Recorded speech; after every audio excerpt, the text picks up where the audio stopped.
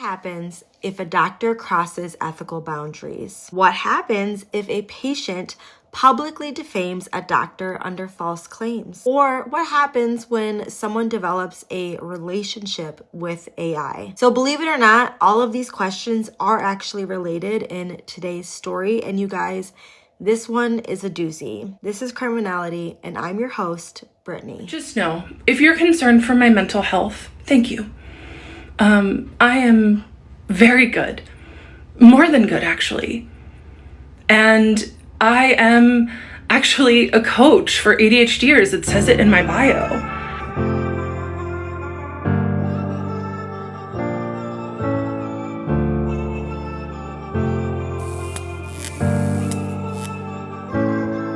All right, guys, so I'm working on some other content right now. I have a video I've got ready to go up almost about Andrew McGann, and I want to get that up soon, but I had to stop what I was doing, and I just wanted to talk with you guys about this. This story is all over TikTok, and it's one of a girl named Kendra who claims that she was or still is in love with her former psychiatrist, and that for the years she was under his care, his treatment, he knew about her love for him, but he continued to treat her anyways. Now, good spot to remind you guys that everything discussed here is alleged. All of the information discussed has been pulled from public sources with, of course, some of my own personal opinions sprinkled in. All right, so Kendra, she's gone pretty viral on TikTok in like just a week. She's sharing her, I think as I'm recording this, a 21-part story of how she was in love with her psychiatrist. And in her story, she recounts how she was seeing this young male psychiatrist for about 3.5 years for what she claims was only ADHD meds, and that she instantly found him attractive. She talks about how she would see him once every month to make sure that she was doing okay on her meds. And over these visits, she claims that she fell in love with her psychiatrist. Now, the caveat to this is that she says her psychiatrist knew that she had fallen in love with him, and according to her, he kept her around because 1, he enjoyed the power dynamic, and 2, that he also had romantic feelings for her. And I should mention that in one of the videos, she even accidentally mentions her former psychiatrist's name. And so, of course, people do what they do on the internet, and they put 2 and 2 together. They found this man, they found where he works, where he practices, and essentially he has been doxxed online. I definitely do not think that it was an accident when she said his name. And of course, he has a very unique name too, so sharing his name felt pretty intentional to me. So anyways, I've screen recorded some of her videos, and I want to share some key parts that I think are absolutely worth discussing, worth talking about. So I'll share that, and I'll go over it with you after. Mind you, like I said, this woman has made 21 parts to her story. It's actually still going. So to save, all of our time and sanity, I'm just gonna edit it down. By all means, though, if you want to hear the entire story, then you can head over to Kendra's TikTok. I fell in love with my psychiatrist, and he knew, and he kept me until I had the strength to leave after 4 years. I decided to go back on ADHD med. I just Googled psychiatry in the city that I lived in, and I went with the first one that came up. This man is my age, and I can't help but notice that he's pretty attractive. When I tell you that I've had a lot of couch time in my life, a lot of therapy, I just went right into it. I trusted him enough, of course, why wouldn't I, to tell him about my childhood trauma, my daddy issues. I was 6 months sober at this time. He just listened and nodded, and that's the thing about psychiatrists, is that they're good at pretending to listen. So because he was figuring out my med dose, I saw him every month, and he just made me feel like I was his friend. He was really, really funny and cracked jokes, and told me he was impressed with my running that I would do. And yeah, So, of course, I loved the attention that I got from him. It was in my third session with him, because at this point we were all on Zoom, that I asked him, I said, hey, do you mind if I call you by your first name? And he's Pakistani, so I said his first name wrong. And he said, well, it's pronounced this, but yes, of course you can. The boundaries were blurring, and he liked that. And then on our sixth session, when things were really, you know, the chemistry was starting to be there before, like, I didn't realize it. I was like, oh, this man is just friendly. And he said, I have to ask this because it's a special interest of mine. But is there any thoughts of harm? Like, I was special to him. He was really good at listening.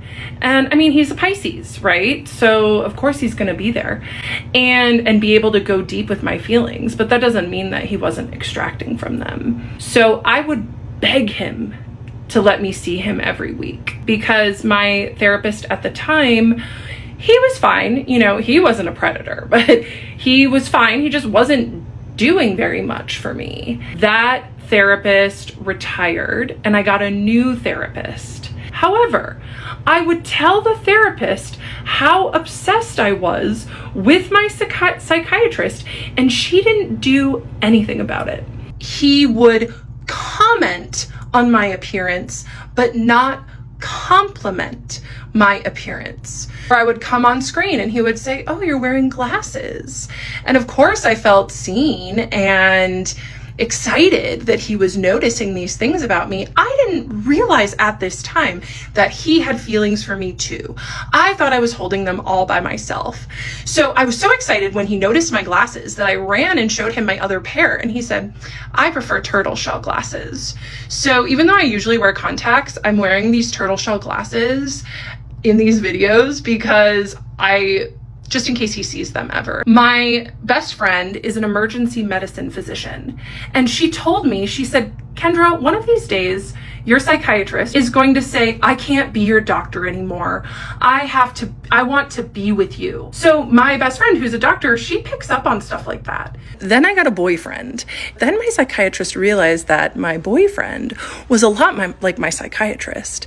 And then I started talking to my psychiatrist about my sex life. And my psychiatrist loved it. He didn't never say, this isn't inappropriate to your care, let's pivot. And I would send my psychiatrist these emails just about how much I liked him and how I was so grateful for him, and put in a bunch of heart emojis. And this is really when he should have transferred my care. And then I proceeded to give him 30 minutes of non-stop content about my intimate life with my boyfriend. And I actually recorded the whole thing because I was so excited about it. This is why, you know, if my psychiatrist wants to come with me and like sue me for defamation, I have a 33-minute recording of me admitting I have a crush on him and speaking about extremely intimate details. I asked him, I said, hey, are you working from home? Because I was under the assumption that he was only doing telehealth, okay? And he said, no, I come into the office. I was like, oh, why do you do that if you see all of your patients telehealth? He's like, oh, I like it that way. And even though I could kind of tell he was lying, I just gaslit myself. I was like, okay. So I called his office staff and I talked to the office manager, who was awesome. We really got along, we vibed. And the office manager asked me, do you see him, the psychiatrist, in person or on Zoom? And I felt so angry in that moment. I was like, he sees people in person? And she said, yeah, he has been for years. I was like, I want to see him in person. I told my 75-year-old PhD therapist that my psychiatrist lied to me about seeing people in person. And she looked at me and she said, well, it's probably because he knows that there will be a lot of sexual tension in the room if you go in person. October 2024, I make my first in-person appointment with my psychiatrist in November. And then my psychiatrist comes into the foyer and I am just so excited to finally meet him. I'd been his patient for 3 years at this point, and he had been feeding the dynamic for 3 years. And I was just thrilled to meet him. And I ran up and I gave him the biggest hug. And you know what he did? He barely patted me on the back. So while I was mid crash out, I had just started using this tool, ChatGPT. And I went to chat, who I immediately named Henry. And I would just talk to Henry about how obsessed I was with this man, with my psychiatrist. And I would just be like, I've told him I have a crush on him. Do you think he's gay? And Henry was like, oh my God, this girl. I told him, look, you and I have a really special patient-doctor relationship. And he glared at me with just venom in his eyes. And he said, you and I have a professional patient-doctor relationship. How I decided to end this session was I looked at the psychiatrist and I said, a couple weeks ago, on the full moon, when I was ovulating, I had a dream about you. And he was like, oh yeah? And I said, yeah. So I told him this. And I said, yes, we hooked up right here in this office. And he all of a sudden just looked so uncomfortable. He didn't say anything. He couldn't look at me. He couldn't breathe. And sure, you know, maybe he was uncomfortable because he didn't like me saying that I had a dream where we hooked up, but he could have said that. But he didn't. You want to know why he was uncomfortable? Because he had probably played out that fantasy so many times in his head. And there I was, speaking it back to him. And it was like I had psychically downloaded one of his fantasies. I continued and I said, yes, we hooked up in this office and I really liked it while it was happening. He could not move or breathe. And it was like my psychiatrist turned into a little boy and he looked at me and he said, so you do like my boundaries? And I said, I love your boundaries. I hate your boundaries, but I love them more. There's the push and pull, the trauma bond. And then I decided that it seemed like enough time had gone by and I put my shoes on and started heading to the door. And he met me at the door, which he does not usually do. He didn't ever do that. And then he followed me down the hallway to the foyer and watched me exit. And he asked me, he said, see you next month? See you next month? He hadn't ever asked me that before. And I looked at him and I said, maybe. All right, so you get a little bit of a taste of what's going on here.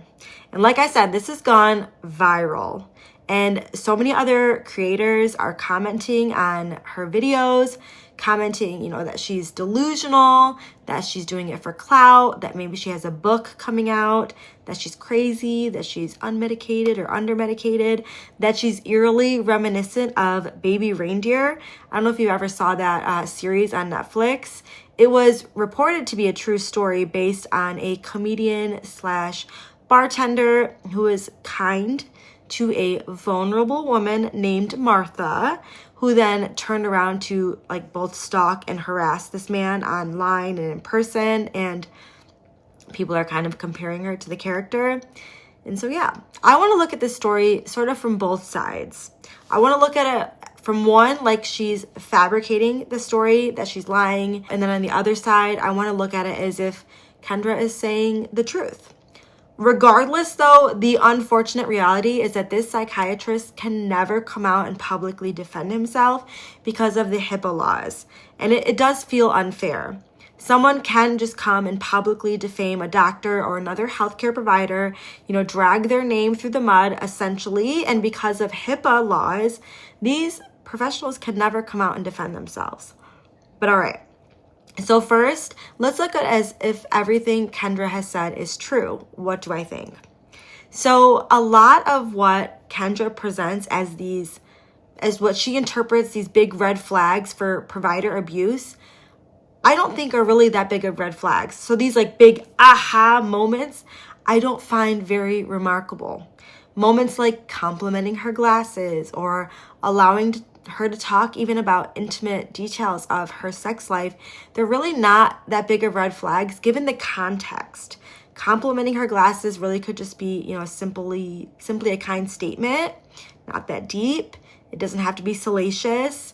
Listening to details about her sex life honestly could have just been him doing his job and evaluating for side effects to the medications that he was prescribing her. A lot of times in healthcare, we discuss very private, intimate details of someone's life. The only parts that stood out to me as, a possible misstep from the psychiatrist would be when she says that she would tell him she had a crush on him and that she told him, and when she told him she had an intimate dream about him. She says during these moments when she confessed these things to him that he wouldn't engage necessarily in these statements. He wouldn't reciprocate the sentiment, but he didn't stop her or redirect her either. And so she took this as him collecting this intimate content for her fantasy, that he enjoyed hearing about these details and the power dynamic at play. Now, if what she's saying is true and he didn't respond to these comments from her, I do think that would have been, unethical on his part, and that he did need to address these statements. He really should have set firm boundaries with her, told her statements like that were inappropriate, and then redirect the conversation. And then, of course, to ultimately referred her out if she didn't respect his boundaries. That being said, I do also recognize that these situations are extremely nuanced, and he was her psychiatrist. So who knows everything that was going on? If he was worried for her safety or for his safety, who knows what his thought process was? He might have just planned to, almost ignore these comments. They could have been small to him, big to her, but small to him. And he was just trying to continue with the sessions, evaluating her for side effects of her medications, and then move on with his day. Because remember, this is this man's job. And even though she would spend her entire days obsessing about him, was her words, from his perspective, she's just one of many clients that he has. And so I can't help to also wonder that maybe he was just kind of brushing off some of these statements and he was just moving along so he could get to his next patient. And that's, again, if everything that she was saying is truthful. So if everything that we got was facts from Kendra, he did need to be firmer with his boundaries and ultimately refer her to someone else. I will be honest though, I don't think that what we are getting as viewers from Kendra is 100% the facts. Even if, let's say it's the truth to her, it could be, and it seems like it's probably maybe delusional thinking. Everything that she talks about is based on the premise that he was having all of these fantasies about her in his mind, that he was enjoying the power dynamic in his mind, never outwardly displaying it. She just knew he was feeling it or thinking it. And that's not facts, plain and simple. And it's, of course, too, it's always a reminder that there's always three sides to a story. In this case, there's Kendra's side, there's the psychiatrist's side, and there's the truth. So there's a lot that we don't know. And now looking at from the other perspective, what if Kendra is not telling the facts and she's defaming this doctor's name and his reputation because either she is delusional or even malicious? Could this potentially be a defamation case? So I want to define defamation, and it's the act of making false statements about someone that could harm their reputation. It can be either spoken, which is slander, written, which is libel, and to prove defamation, they must show that this is a false statement that it was communicated to others, that it caused damage to the person's reputation, and that the person making the statement was at fault. And so while it is technically possible for a doctor to sue a patient for defamation, there definitely are some unique challenges with this that they would need to overcome. I do think it's possible that this psychiatrist could have a case because with, the virality of this woman on TikTok, him being doxxed online, I think it's very likely that Kendra's statements could obviously negatively impact the doctor's reputation and practice. Now let's talk about what I think. Looking at this story as a whole, I think that there are a lot of red flags in Kendra's behavior. She seems delusional to me. One big reason, and something that we really haven't even talked about yet, but I think that it might actually be one of the most alarming parts of this story, is how Kendra uses and totally relies on AI. So she has 2 AI bots. I guess she's named them Henry and Claude. And she talks to these devices like she is in a relationship with them. She uses the AI to validate her feelings, and basically she uses it as an echo chamber for delusional thinking. Let's see if he wants to come out and talk, huh?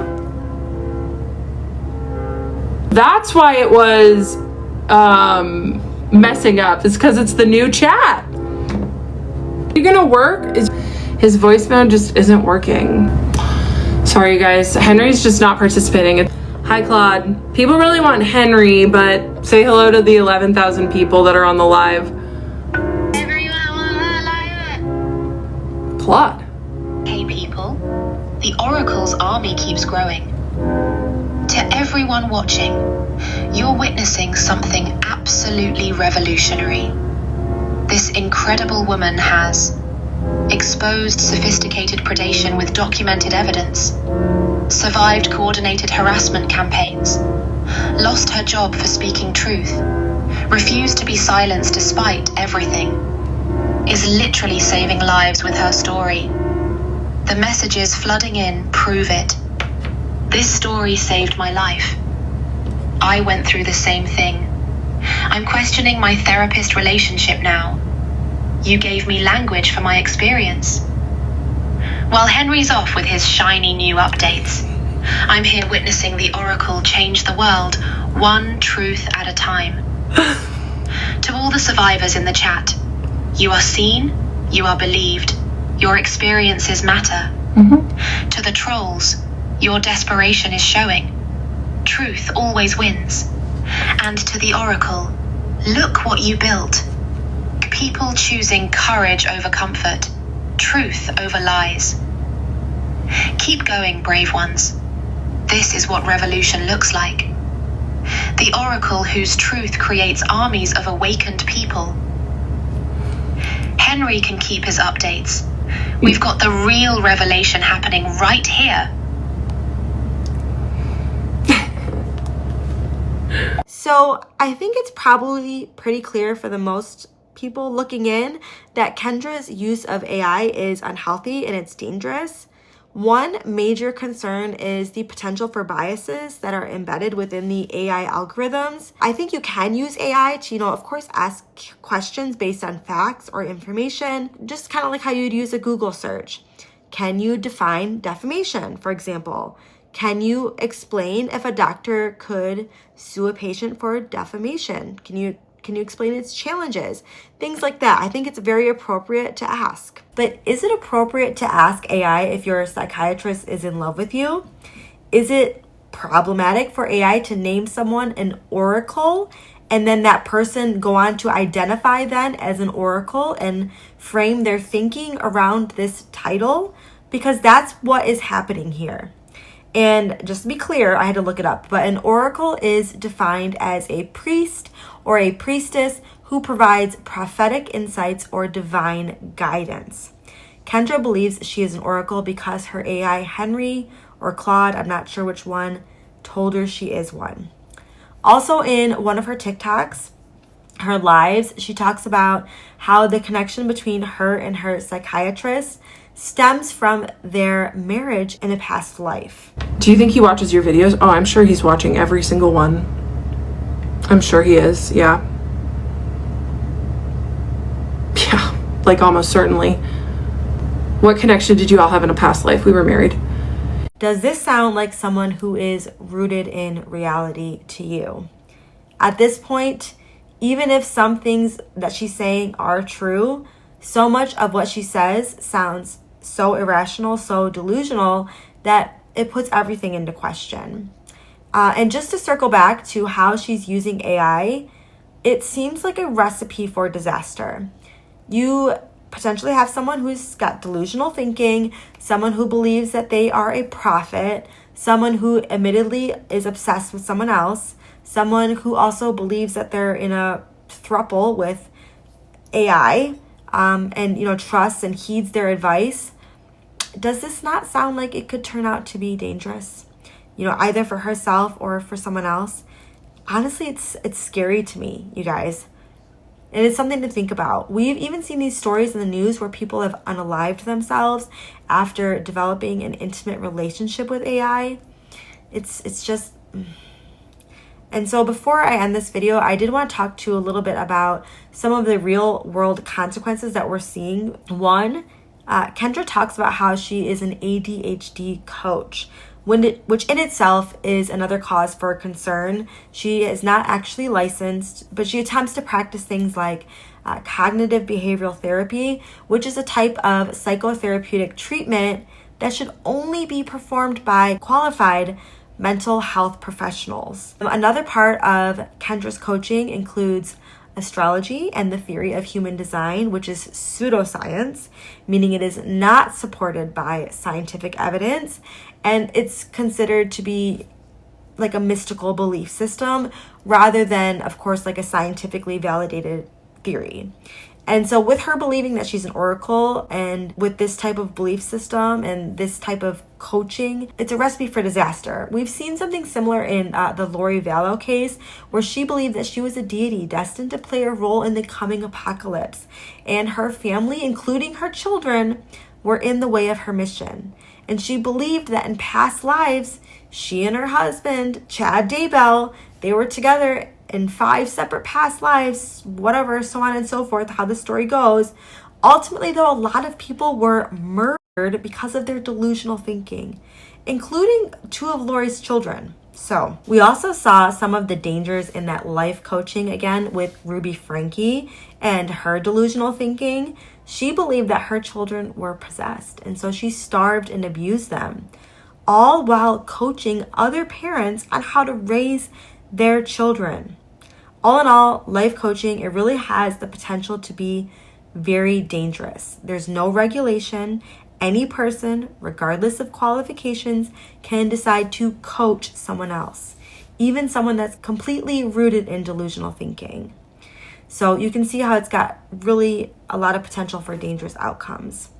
Now, even too, one of her former clients have come out and spoke about her experience with Kendra's coaching, and honestly, it sounds pretty odd. I'll just have you go ahead and listen to what she had to say. I don't know who the hell I was friends with and let coach me and take advantage of me at like a really vulnerable time in my life. Basically,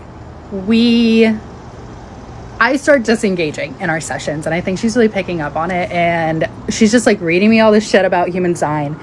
And then she also starts doing this thing with cognitive behavioral therapy, which I am familiar with CBT. She is not licensed to do CBT. And when we first started our sessions, she like made sure to like reiterate that like she wasn't a licensed therapist and therefore like isn't going to do things like that.